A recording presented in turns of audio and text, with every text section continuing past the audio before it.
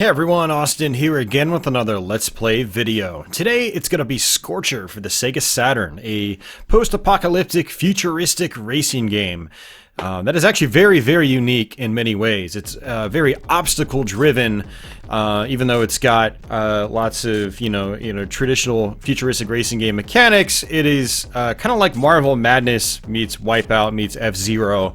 It's a really kind of weird mixture that I think is a bit of an acquired taste. I've been playing this game for a very long time though. I played it for the first time I think probably about a year after it came out. Saturn games were being liquidated at the time. Things were going really cheap. Remember, the Saturn in North America was discontinued in 98 or so. Scorcher came out in 97, just a year prior. I picked the game up for about 10 bucks back in the day.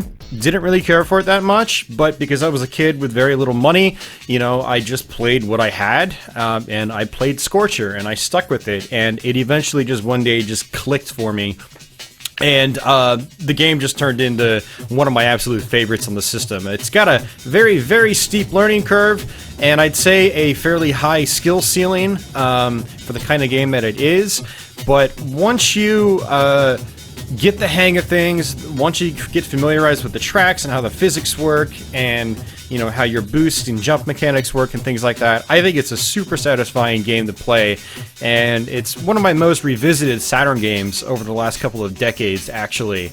This also has had a PC release, which is actually a very nice version. You can play it at 640 by 480. You don't have any frame rate problems like you've got with the Saturn version, and you've got some other neat little additions too, like being able to scale back the graphics settings and play in a wireform mode, which you can't do in the Saturn version. But yeah, what we're going to do is we're going to play through the main campaign here, and if I have some time left over, I might show you some sort of neat little things that you can do in the game, just sort of goof off a little bit, and maybe even sort of guide you on how to get through certain tough sections on certain courses. I'm going to be talking about, how to get past, certain parts of certain tracks as we play, but being able to go into practice mode and just sit and talk without having like a time limit or opponents or anything like that will be easier. So but yeah, before we kick things off, guys, as usual, I'd like to give a big shout out to my current Patreon backers. So thank you guys for your continued support. If anyone's interested in supporting my show through Patreon, links are in the description box below. Also, we're going to flash by the recent live stream super chatters. I stream every Friday night here on YouTube, and so thank you guys for your direct patronage during those streams. So let's go ahead and hit that start button. And we should go to the main menu here. Scorcher does take a little while to load, so when you do things like hit start, there's usually a long pause, and Scorcher doesn't usually give you, indication that the game is loading. It just goes to a black screen in many cases. But you just kind of deal with it. That's how the game works. So the options menu, you've got a couple different difficulty modes. We're going to just leave it on the normal difficulty. You've got track times. You've got a sound test, which, trust me, I have spent many hours in this sound test. I love the soundtrack to this game. It's by Jesper Kid. It's sort of a psytrance, hard techno kind of style. Not a ton of melody in the game, but there are a couple of tracks like the Suburbs, which have just, well, you'll hear it. So let's go to the configurations. You can change your controls. Interestingly, Scorcher has two forms of steering. It's got light steering and hard steering. The light steering isn't terribly useful compared to the hard steering. You're best off just tapping the hard steering buttons, which default to the shoulder keys. What I usually do when I play this game is when I want to move left or right, I use both the D-pad and the shoulder keys at the same time, just for easier coordination. Oops. If you let that sit for too long, by the way, it actually goes back to the demo reel, so you have to go ahead and let this load up and then hit start. See, black screen. There we go. Interestingly about Scorcher, it actually streams all the data off the disk. It's constantly, bringing in new resources, getting rid of old resources as new assets of the track are, come into view. It's really cool. That's probably why there's a bunch of pausing in this game between scenes as it loads all that data. But yeah, you've got controls and you've got sound options as well. So with that out of the way, let's go ahead and go to Start Race. Championship is what we're going to do, but you can also do Time Attack just to try to you know, get on the high scoreboard, but you've also got practice, which will allow you to go through either any one of the 6 courses. Now, you have to have played these courses before you can practice them. So you have to have gotten to the 6th course, and I think you might actually even have to have beaten them in order to be able to practice them. If you go to the practice mode, and they'll be blacked out, letting you know that you can't actually access them for practice mode. So just really good to know. One of the things I did back in the day is I went to practice mode. You know, as I accessed the courses, I sat down and I just buckled down and I practiced each course inside and out. And that's how I eventually warmed up to the game. I just dedicated time and effort to learning it, and it paid off. Like I said, it's one of my favorite games on the system. Still love going back to this game, hence why I'm doing this Let's Play right now. So let's go ahead and jump into Championship. Basically, it's you against 3 other opponents. There's only, you know, 4 bikes on the track. It's not really a bike, they call it a bike. You're basically this guy on a seat inside this spherical ball, and it doesn't act how you would expect it to. It actually kind of acts like a marble bouncing around, or a ping pong ball bouncing around, and it takes, like I said, a long time to get used to. But again, Scorcher is a lap-based game. You basically just need to try to get to the end. You don't have to get first place, but if you want to get the best ending in the game, you do want to get first place. And there's a boost pad right there. And we just flew off the track. That is going to be happening a lot in this playthrough. But there's a couple of core mechanics here, aside from the steering that I had mentioned. It's the boost, which is activated by pressing the A button, and it's the jump you can activate by pressing the C button. Now, fortunately, you don't really need to use the jump ability on this first track. This is sort of like a little bit of a practice track here. Holding down will allow you to brake, and braking is very, very important in this game. But as far as your boost and jump is concerned, you've actually got meters on the right-hand side of the screen. You'll notice there's a little bit of a green bar over there on the right, and then there's a much longer blue bar. Those basically indicate your jump and boost energy. And with the boost, you really want to just tap it lightly. Well, unless you get to a stop like that, like I just witnessed. So we're in first place. This is our last lap, and we actually just finished. Now, you do have time, and when time runs out, like arcade-style racers, it's basically game over. So because we got first place, you got an extra 10 seconds on the next track. Honestly, it doesn't really matter that much. Don't think I've ever actually run out of time in this game, or if I did, it was just because I was playing absolutely horribly. After this section as well, you always go to a high score screen where you can enter your best times. And unfortunately, I lost all my data from decades ago. I'm on a completely different Saturn, completely different action replay, which is what I use to back up my data. So I don't have my loads and loads of times I used to, which I'm kind of sad about. But so yeah, we're on track 2, the Suburbs. This is a fun one. Scorcher can also go into first-person mode, and I actually recommend first-person mode for certain sections. I just find that it's easier.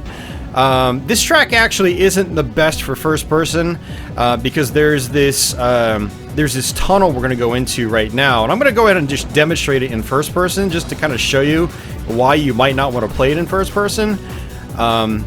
It gets really jumbly and disorienting, and you might get sick.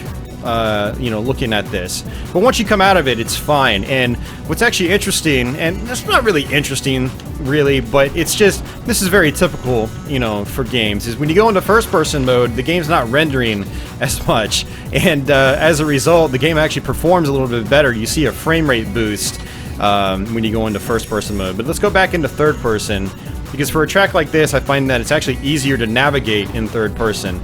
Now, track 5 is a track I really like to play in first person because there's some crucial jumps to shave off a couple seconds off my time. And so we're going to do that. So you can see the tunnel here, a lot easier to navigate when you're in third person. Just like so. And I'm braking a little bit right here. We're going to brake some more. I really want to pick up these boost power-ups. So the green little triangular objects are boost refills, and the blue ones are jump refills. And right here, what I'm going to do is actually brake a little bit too, because that boost can send me flying off the track. And these boost pads are actually kind of odd compared to boost pads in, say, Wipeout or F-Zero or something like that. You'll notice that there's a bunch of tiny little arrows. You have to hit every single arrow if you want to get like the full boost effect, and it boosts you like crazy in this game. So much so to where you can fly off the track. Every track basically will let you fall off. Even this one. So we're in a wooded area, but if we go off here, bam, off the track. So every track is designed like that. If you go too far off course, unless there's a wall of some kind like this right here, although I could technically actually jump over that wall. And I'm actually thinking about some really cool things we can do on this track that I can't really demonstrate right now. Actually, you know what? I might be able to demonstrate on the next lap. We've got one more lap left, so let's see if I can do it here. So you can also just not jump right there, slam into that. If you're at a high enough speed, you'll just keep rolling up. So you'll notice there was this, you know, the train tracks up there. I'm pretty sure you can actually go over that. So what I'm going to do is go back in the first person, kind of like so. Try to get this boost. One of the really fun things about Scorcher is that it gives you the ability to go over things. So let's... Bam! We went over the train tracks. And I wanted to actually turn around to show you something there. There's actually a Subterranea sign. Subterranea was an earlier Genesis game designed and developed by Zyrinx, the studio that developed Scorcher. And so there's a little bit of an Easter egg there where there's a sign for Subterranea, which is really awesome. Scorcher is just, you know, one of the appealing things about this game to me, aside from the high learning curve and the satisfaction you get from learning it, is being able to jump and being able to improvise on the courses. So, like, the course is designed for you to go under that train track. There's a boost pad and everything, but if you so feel like it, you can go up the ramp and just jump over it. And there's a bunch of parts in the game like that I'm going to try to show off if I can remember. So, but yeah, this is the track called The Suburbs. Definitely my favorite music track in the game. I listen to this track all the time. One of the few parts in the game that's actually melodic, so it's a very nice contrast to a lot of the rest of the music in the game. A lot of the music in this game is very dark, and I'm fine with that. It fits the theme perfectly, but I really like, you know, this type of stuff as well.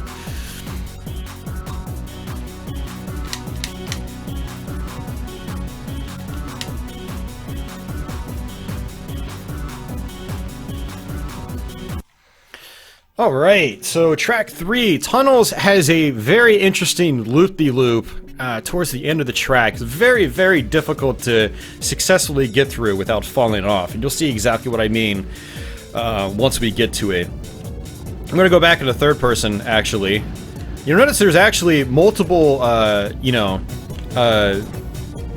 sort of levels of each camera angle as well. So there's multiple levels of the third-person view where, you know, I'm farthest out right now, but there are other levels where you're closer in to the back of your bike. Same with the first-person mode. There's first-person modes that are more zoomed in. So far, so good, actually. I'm actually feeling pretty good. I did sit down and do a practice run of the final track of the game, which is probably still going to give us hell, even though I practiced it. But I think that little bit of practice has definitely helped me here. I'm going to try to boost as much as we can right here, and ooh, we got it! First try. And of course I bumped into that guy and fell off, but I'm not too worried about it. The AI on these early tracks really isn't too bad. It's the last track you have to worry about. And I'm going to try to jump past that guy, just like that. And I'm going to brake, so I hit the boost pads, but I'm not trying to boost as fast as I can, like an F-Zero. And we're going to jump over that. Unfortunately, we skipped those boost pickups, but it's not a big deal. You can also go straight over that hill. Unfortunately, I have no boost left, so I went ahead and jumped over that gap. If you're fast enough, you can actually just boost your way through that series of jumps without even touching the jump button. So again, a whole lot of, you know, shortcuts in this game.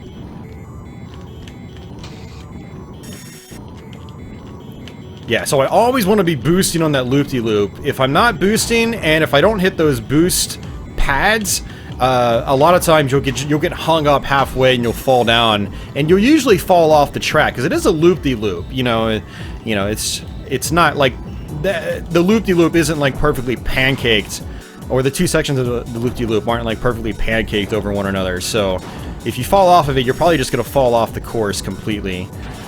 So interestingly, in the PC version of this game, there are some like barrels there on that track. So the PC version has, you know, in very, you know, minor instances, there are some roadside obstacles that you have to contend with that you don't have in the Saturn version. So when I eventually get to my retrospective-ish video, I definitely I want to cover both the PC and Saturn versions. I played both very, very heavily back in the day. I first played the Saturn version. But PC games were so cheap back then. Like, stuff went on sale and was liquidated out really, really fast back in the day. And I ended up getting the PC version of Scorcher too. It was like $5 or $10 or something like that. It was a wonderful time to be into gaming, especially on a budget. Because, you know, I could justify owning multiple versions of the same game to see the differences because they were so cheap. Especially games like Scorcher that just didn't really resonate with people. It wasn't really that popular.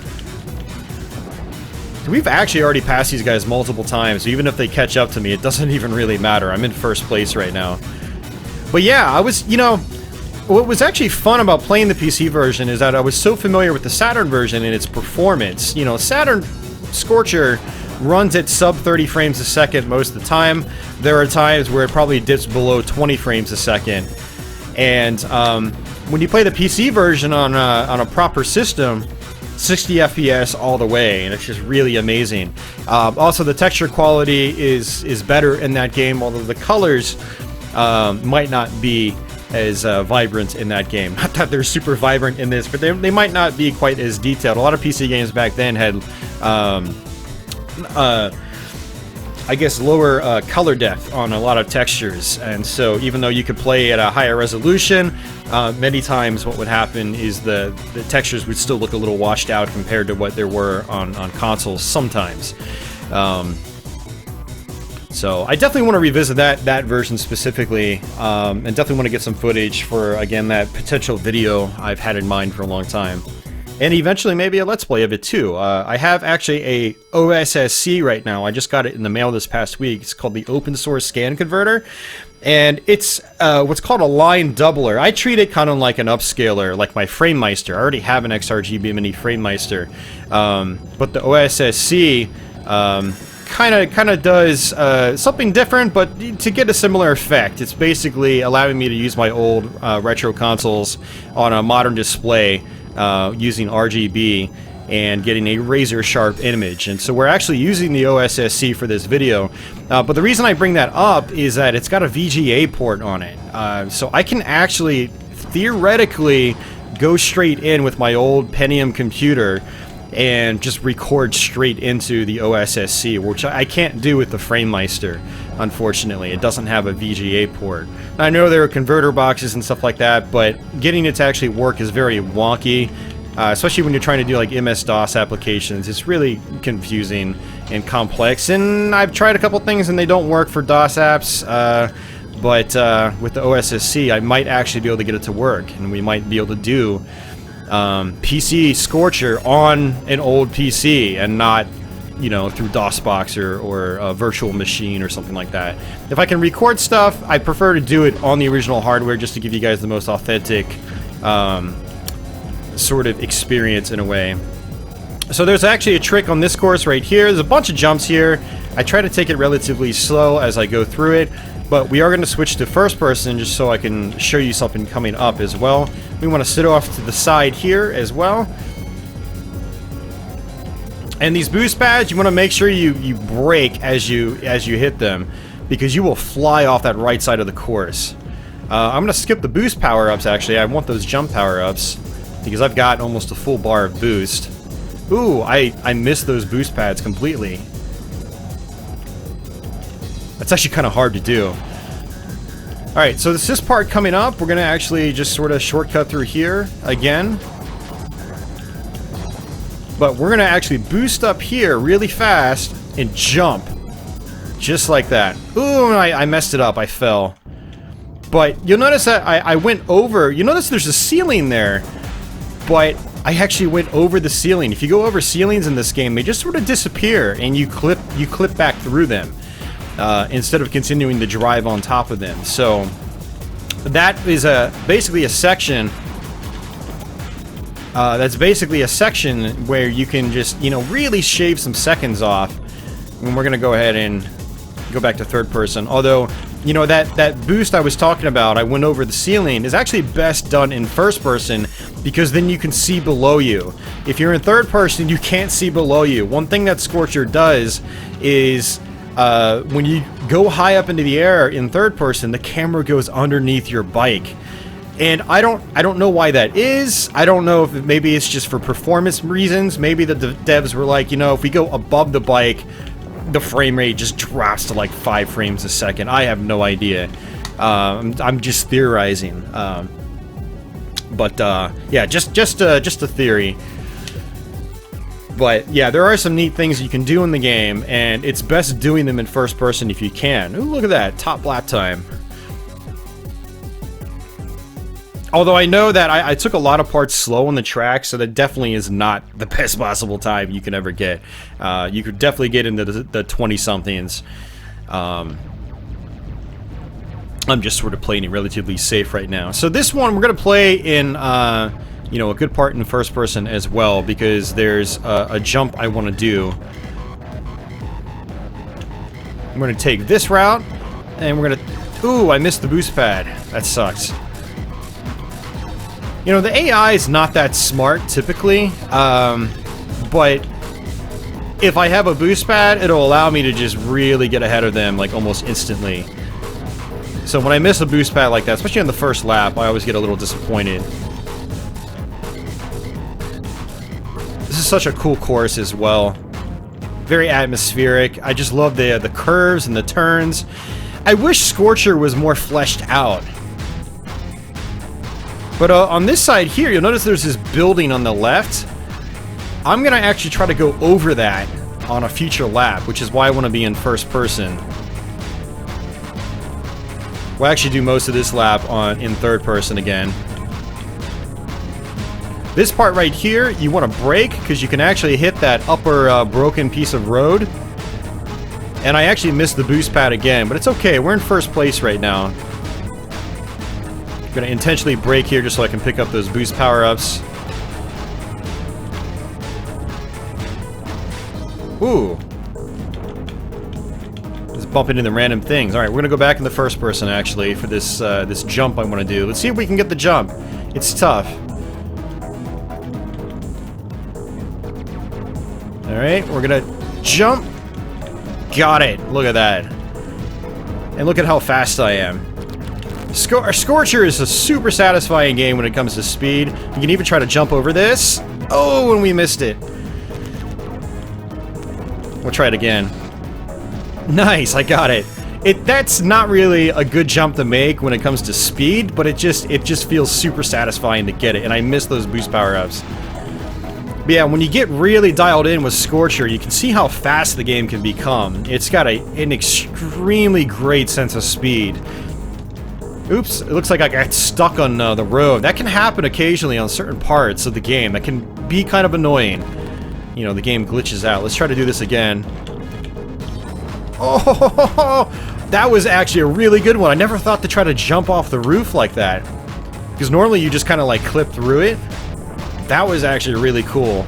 Let's hit that boost pad this time. So these red ones right here, you'll notice that they trigger these red spots on the road, and those will basically slow you down. There's only a couple of instances of those in the whole game, which is why I wish Scorcher was fleshed out more. Like, I wish the game was longer. I wish it had more than 6 courses, because there are mechanics and elements in the game that only appear a couple of times, if that, like those red pads.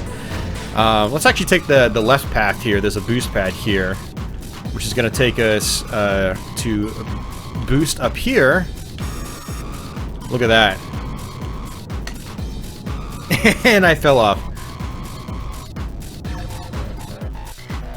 But yeah, there's such creative track design in this game, and it feels so satisfying when you get dialed in, you're flying around these nice curves at top speed, and getting around the obstacles and things like that. But the game just ends abruptly. This is the last course in the game. It's like, we're basically 20 minutes into actual gameplay, and we're almost done with the game. Although this course is brutal. Absolutely brutal. And we're gonna stay in third person for this one, actually. The frame rate gets the absolute worst on this track as well. But it is a pretty wicked track, both like visually speaking and technically speaking, from a design standpoint as well. Look at this. So very little room to maneuver here. It's very easy to fall off. And the thing about Scorcher is, the best way I can put it is, imagine Sonic the Hedgehog, the original Sonic the Hedgehog on the Genesis, where you're halfway up a hill and you're trying to jump, and Sonic just kind of like, you know, the physics cause him to bounce backwards, and it's very, very awkward to get up that hill, which is why the spin dash was probably created. And you know, I'm gonna cheat actually right here, because that was kind of garbage. I've never seen that. One nice little trick you can use if you want to not have to go through the whole game again is you can use the restart function to try to do the course over again. There's no penalty or anything. Again, you know, the game just isn't that fleshed out. I don't know if the devs were rushed to get this version out. Sega did publish this version, at least in North America. It's possible Sega wanted this out before it could be fleshed out more. Then again, the PC version is basically the same, you know, in terms of the amount of tracks and things like that. And then it actually came out a year before the Sega Saturn version. So, you know, maybe the devs just thought, you know, it was fine as is, you know. We don't need to, you know, tweak the options. Oh, the checkpoints. The checkpoints on this track are so brutal as well. Like, notice that when I fall off, all right, we're gonna reset again actually, because I really would like to get first place. I'm not gonna keep resetting over and over and over again. We'll do it just a couple times. But that is something that makes this track in particular really, really brutal, is the checkpoints are just kind of awful. Like, you'll get to the top of that section I was just on, fall off the track and go all the way back to the bottom, and it's just nasty.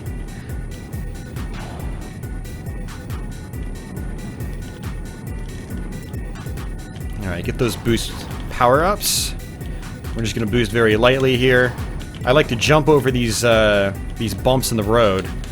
I find it's easier to control myself.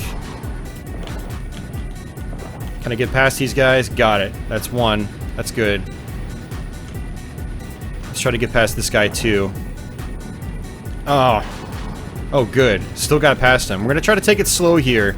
This is a tough section right here. But yeah, like I was explaining, imagine kind of like Sonic the Hedgehog, but on like every tilted corner in this game. And I'm talking the original Sonic the Hedgehog on the Genesis and Mega Drive. Those of you guys that are familiar with that game will know exactly what I'm talking about. Scorcher has physics much like that. And unfortunately, oh, I still got it. I still got up it. That's good. So that's one of the cool things, is as long as your vehicle is rolling quite well, if you hit the edge of an object, you'll crawl up that object. It's very neat. Almost like your ball is sticky in a way.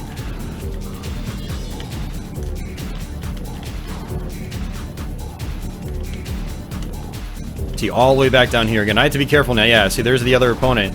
Look at that. Oh, jeez, man. Come on. We're in 4th place already. We went from 2nd to 4th. That's how tough this last course is. And I don't have much boost, unfortunately.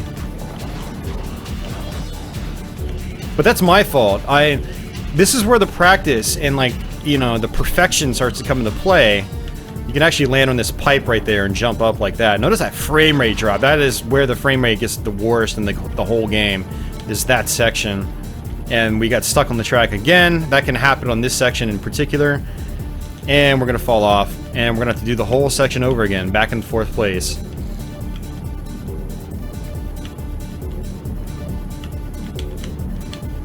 Now, we're not too far behind, fortunately.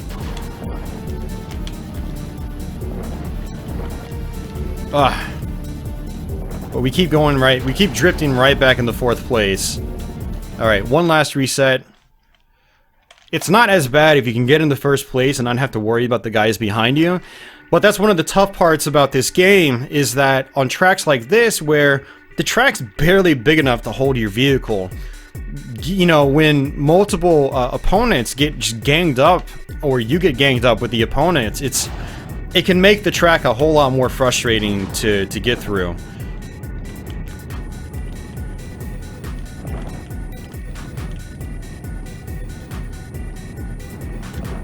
Alright, I'm like, one more reset, that's it. No more resets. Okay, that's official. That's the last reset. If I fail, I fail, and then we'll go on and I'll show you some cool stuff that you can do in this game. Some other cool stuff you can do in this game. Hopefully I've already showed you some cool stuff you can do in this game. Alright, so let's try this again. We got 1 boost. It's better than no boost. I'm gonna try to... I was gonna say try to boost past that guy, but it's not gonna work. Good, got all 3 of those. Let's see if we can get these. Got it.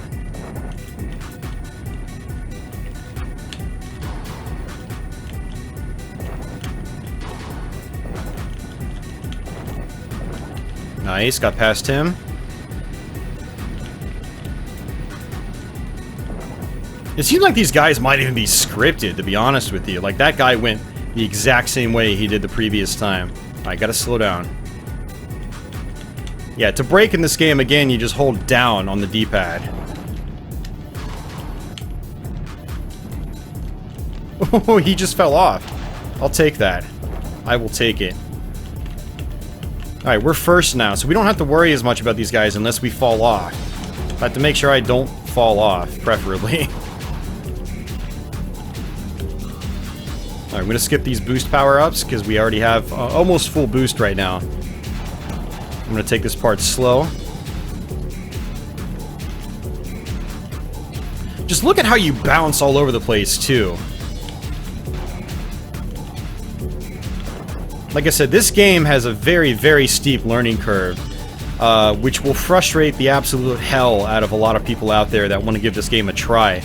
But for those that stick with it, you know, like I said, the game is just supremely satisfying when you know what you're doing. You know, if the game just wasn't good, and it had no, like, technical or skill merit, I wouldn't enjoy the game that much. But because it does, because you can get good at it, and you can master it, and it feels good, it's awesome. But I'll be the first to say, like, it requires work to get to that point. So Scorcher's definitely not, it's not like F-Zero, it's not like Wipeout, where, I mean, especially F-Zero, oh jeez, where it's not a game that's for everybody. There's gonna be people that are gonna try it and say, nope, not for me. Definitely not for me. But there's gonna be people out there too that are gonna really dive into it, dive into the nitty-gritty details and just really, really get into it. I'm a little too fast, a little too fast. So I'm not going for speed right now, I'm just going for consistency, and that's the thing.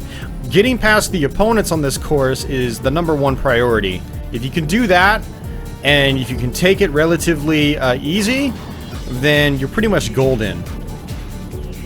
But much like the later stages in, say, Marble Madness, you know, you've got to watch out for the tight the tight corridors, the tight sections. You've got to be able to react on the fly. Stop on a dime. You've got to be really focused in this game. Ooh, that was close. See, I almost fell down, but because I touched the edge of the ridge, and I was at a fast enough speed, my bike just, you know, kept crawling up it, which was nice, which kept us from falling to our demise.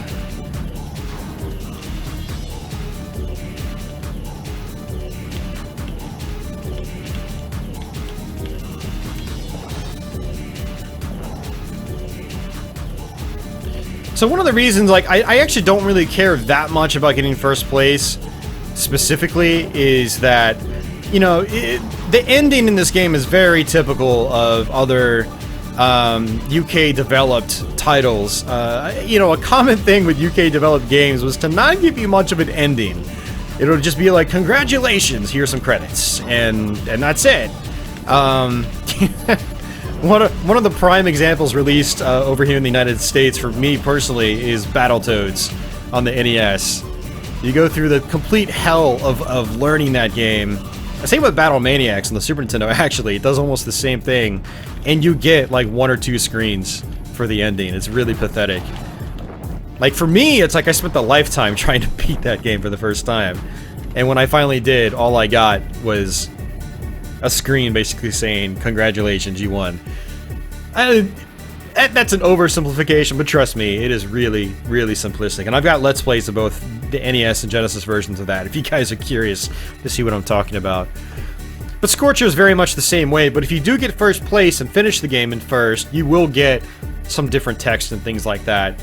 And if you get like second or third place or something like that, they'll throw some quips at you, being like, oh, second place, it's like kissing your sister, or something like that. Like,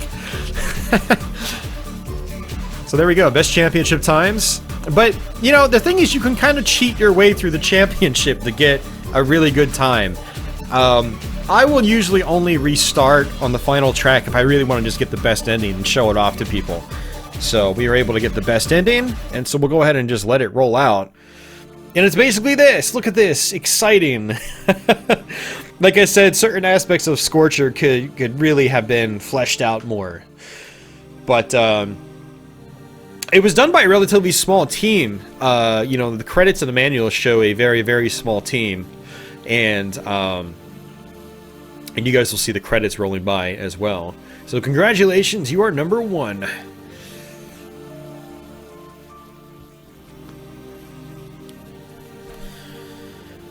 So what's actually kind of cool about this game, for people that actually play more modern games, is that some of these guys would go on to form IO Interactive.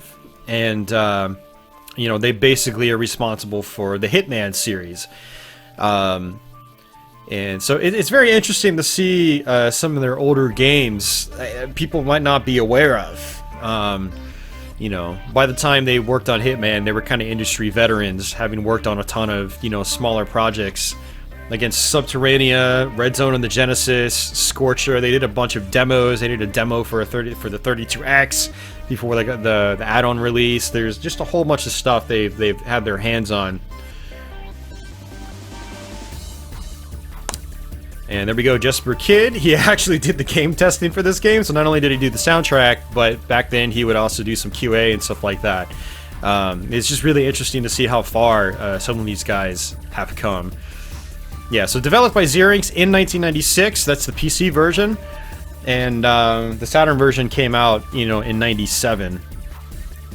The PC version, I believe, was published by GT Interactive, and the Saturn version was published by Sega. It was really nice that Sega published this game, because, yeah, it's possible this wouldn't have been released otherwise if Sega didn't publish this, because the Saturn wasn't doing, you know, that well in North America. It actually bombed out in North America, particularly compared to the Genesis. I think it only sold a couple million units in North America, which is, you know, really bad for like a big name mainstream console. I mean, the Genesis just smashed things in North America, and the Saturn just kind of like came in with a whimper. And there's a whole lot of great like retrospectives and documentaries on why that happened. But had Sega not published this in North America, it's quite possible this game might not have come out, because a lot of third-party publishers weren't willing to give the Saturn much of a chance by, you know, 97. Sega did a lot of the publishing by then. You know, Quake and Duke Nukem on Saturn, for instance, published by Sega, developed by other companies, or a other company, Lobotomy in that particular case, but published by Sega. So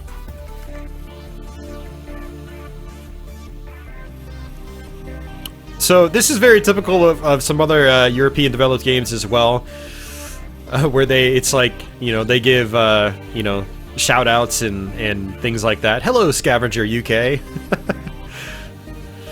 We hope you like techno, because of course there will be more in future scavenger games. And there was a game called Amok, which also came out on Saturn. I want to say the same year. And that soundtrack was also done by Just for Kid. If you have completed Subterranea and Red Zone on the Sega Genesis, we like you a whole lot. That got me back in the day, because Subterranea is one of my favorite games on the Genesis. And Yo Lemon, Amok is looking great. Nice zyrinx soundtrack for that one. Jesper Kid did the soundtrack for Amok. We might eventually do a Let's Play on Amok. It's just a matter of me learning the game again. So just letting the credits roll out.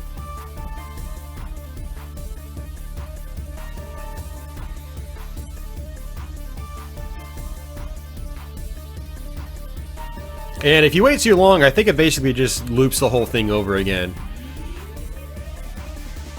I can't remember if it just keeps going, though, for a little while. There's another game done by a very small development studio for the Atari Jaguar called Super Burnout. And if you beat that game, it does very much the same thing, where it's like greets and things like that, and just funny little quips. And that's it. Okay, it doesn't loop. It just goes right back. Awesome. So that's that. With that, I want to actually show you guys a couple of things. So what we're going to do is just go into the practice mode.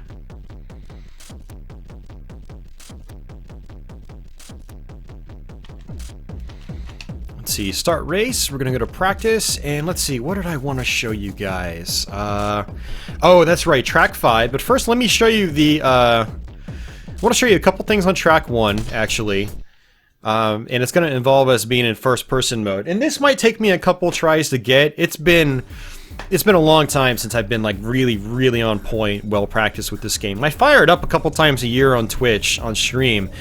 But as far as like playing the game every day like I used to and things like that, you know, it's been a long time since I've done that. So in practice mode, though, you can see that you've got max boost and max jumping ability. So this is a great way to familiarize yourself with the courses. And so what I want to do here is hit this boost pad, use boost, jump. Oh, I kind of failed at that. But what you can do is you can actually kind of jump over here like that. And on this part coming up, you can actually... I messed that up, actually. You can cut behind one of the lampposts there. But what's really fun about this track is it's super short. Bam. Actually, I kind of messed that up too. There's a way to actually just like boost really fast. And there we go, kind of cut through that like that. And let's see if we can get some speed here. Oh, I want to say you could actually get past that jump. Maybe I'm not supposed to jump, actually.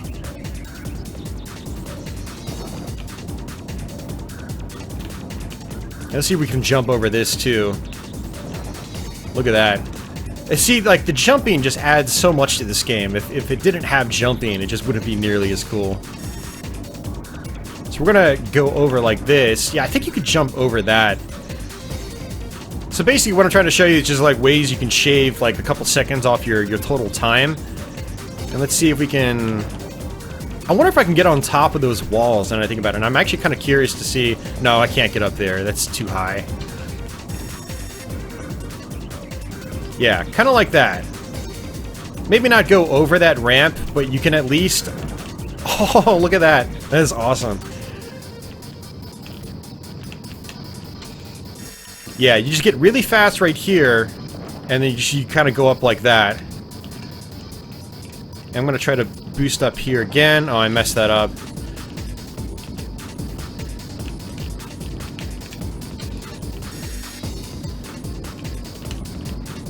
Oops. So, one of the reasons, like, I'm in first person right now is I'll show you once we get past this, this next lap. Let's see if I can do this. Notice how the camera goes underneath you, so you can't see where you're going to land. And right here especially. Bam! Oh, where am I going? Where am I going? Oh, I still landed on the course. I got lucky. You can actually fly way off that course. Oh, that is so cool.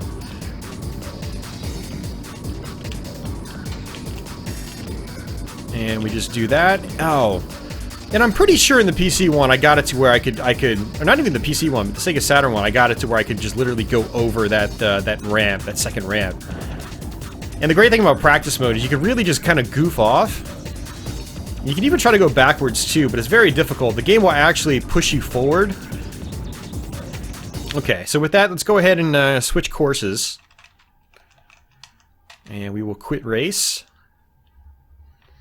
And I'm going to actually go to track 2 real quick, just so I can show you that subterraneous sign, which is a fun little Easter egg. And then what we're going to do is we're going to go to track 5, I'm going to show you one more thing, and then that's pretty much going to be it.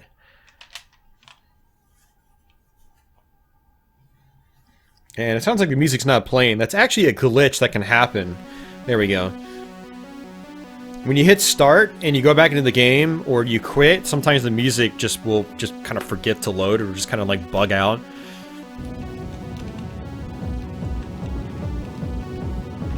And since we're here, I guess I want to try a couple of things. Like I wonder if like I can get up there. It's like now that I'm playing the game, I'm kind of thinking to myself like, huh, what can I get away with? But yeah, you can't go over this tunnel, unfortunately. See? Let's see if we go in the first person and see what happens. Can we actually see? Oh, yeah. So I would theoretically have to like land in the tunnel, which is gonna be really tough to do. Oh, it's actually... It's a solid surface. It's not gonna let me clip through it. Because I felt myself hit the top of the tunnel. Oh, we did it! Oh, man. Figured out some speedrun techniques here, guys. Speedrunners out there watching, get on this game, man. Get on it. There is some great potential here. Again, here's the train. We can... Oh, I was gonna say try to go over it. But that's okay. I wanted to show you the subterraneous sign, so here it is on the left. So there you go. Mega Drive and Genesis owners, there you go. Again, one of my favorite games on the Genesis, and it's not even the kind of game I would normally play, but it's one of those games I learned as a kid, and so as such, it's always just kind of stuck with me. Alright, so I guess we'll try a couple more things since I'm here.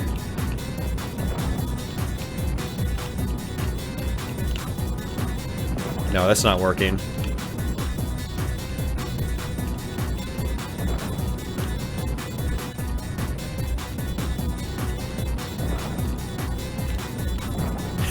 I got it.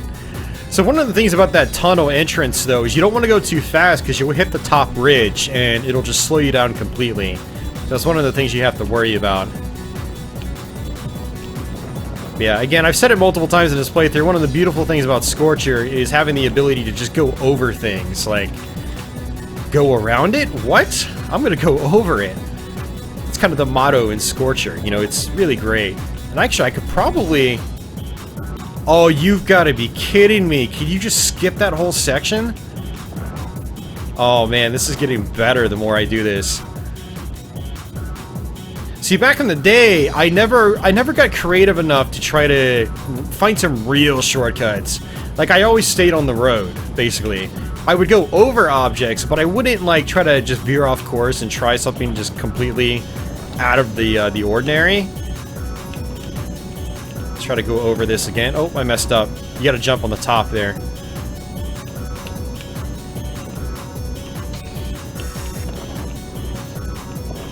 Yeah, you can totally go behind that building. Is it? No. Alright, one more lap.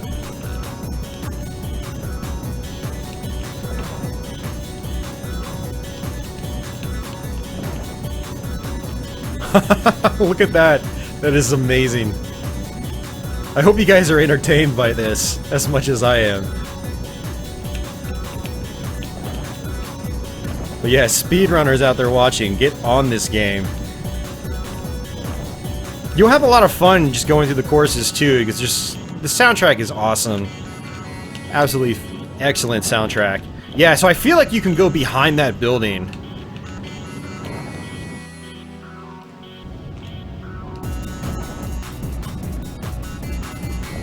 And we can't really do anything up there. And I do want to try this right here.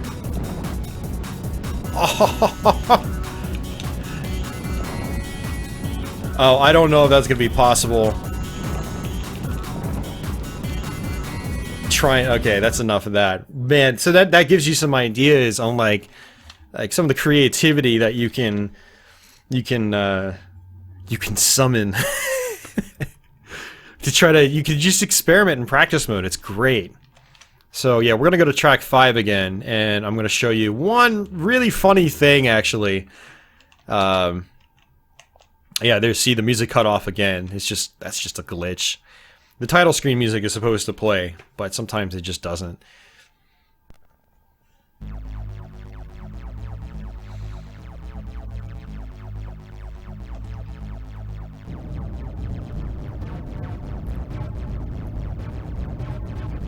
Alright, so what we're gonna do here is just stop completely. And let's see if we can go over here.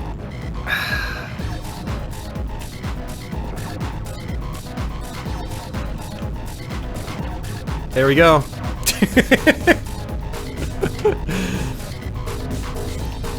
So we're on the balcony basically, and you can actually get up. You can try to boost your way up these stairs. It's tough, but it's some of the goofy things you can do in practice mode that really just add some personality to the game that you probably wouldn't have realized was even there to begin with. Let's see what else we can do in this course while we're here. Oh, there's another one over there. I think you could get over there.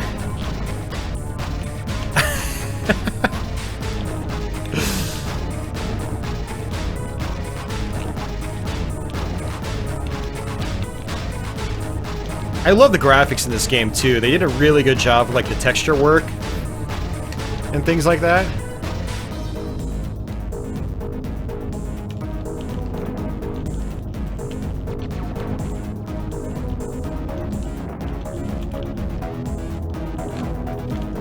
I know you could probably get over there. I probably have done it in the past. We got stuck on the edge. That's a good sign. But you get the general idea. And again, you can try to go over that. Nice, got it. So I don't think there's anything we can do here. So yeah, if you go over that, you basically go out of bounds.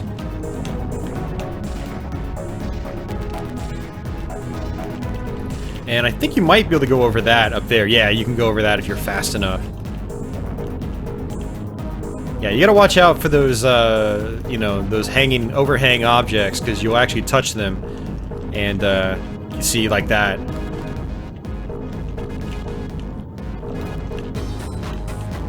Look at that, you can get on the sides. It's pretty ridiculous the things you can do in this game.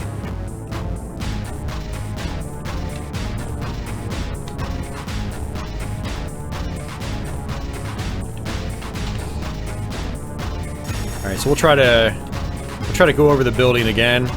Bam! Just like that. Oh! Got clipped.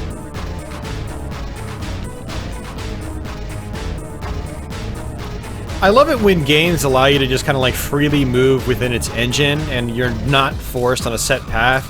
Like, yeah, the game's always kind of pushing you forward, but if you hold reverse, you can actually go backwards like this. See? You can explore the track. It's one thing I loved about early polygonal first-person shooters like Quake, is that you can just analyze every level up close and just appreciate it. But not just appreciate it, but also just try to goof off and see what sorts of things you can discover, you know? Like, what's up here?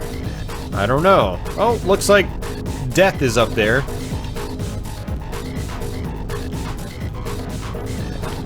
And if you like techno, this game's got some great music to just kind of keep you going. I'm trying to think if there's anything else I want to try before we exit here. Yeah, we'll try to go over this this overpass. So We're just gonna keep boosting, and just like that.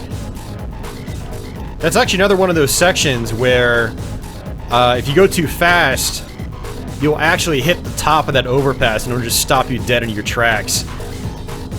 And we'll try to... Oops! I jumped too late.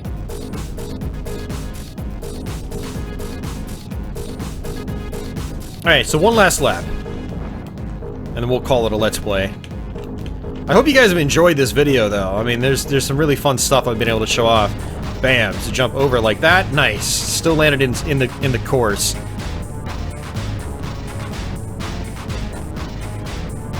And the sense of speed. So right here, if you go too fast, bam! See, I clipped it. Which slowed me down. So you have to watch out for things like that when you're playing Scorcher. When you're trying to play the game legitimately, you're gonna find out little things like that the hard way. Nice. Oops. Ooh, still got it. And that's it.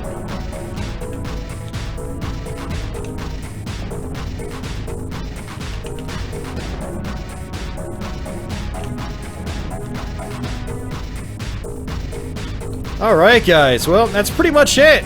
That is Scorcher for the Sega Saturn. I hope you guys enjoyed this Let's Play as much as I enjoyed playing it. I'm glad I was able to show off a lot of this stuff finally. It's just kind of been buried in my head.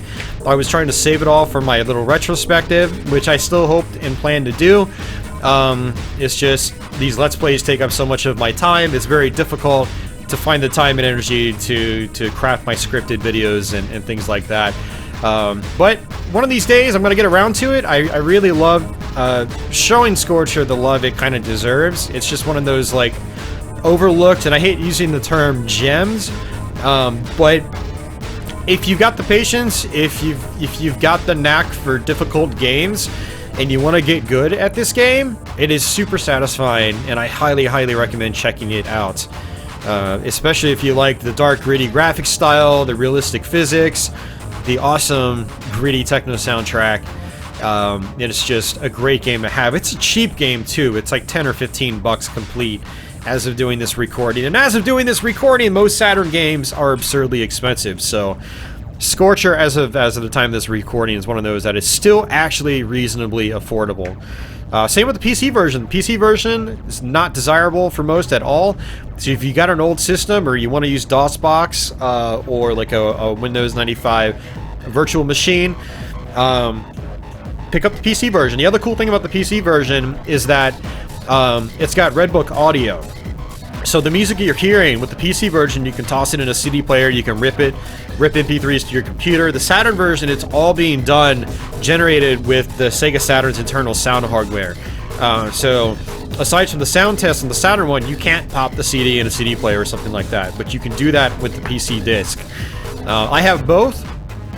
They're both cheap enough to really warrant having both, and again, I'm just a huge fan of this game. So yeah, really glad I was able to show this stuff off. I hope you guys enjoyed the video. So with that, I am pretty much out. If you're new to my channel, please consider subscribing. I got a lot of Let's Plays on my channel, and many more to come. If you liked the video, give me a thumbs up. If you didn't like the video, give me a thumbs down. Either one helps me out a lot, helps my videos get out in search results better, and hopefully more people will be able to find games like Scorcher as a result of your interaction with the video. So thanks once again guys for watching, and until the next video, take it easy.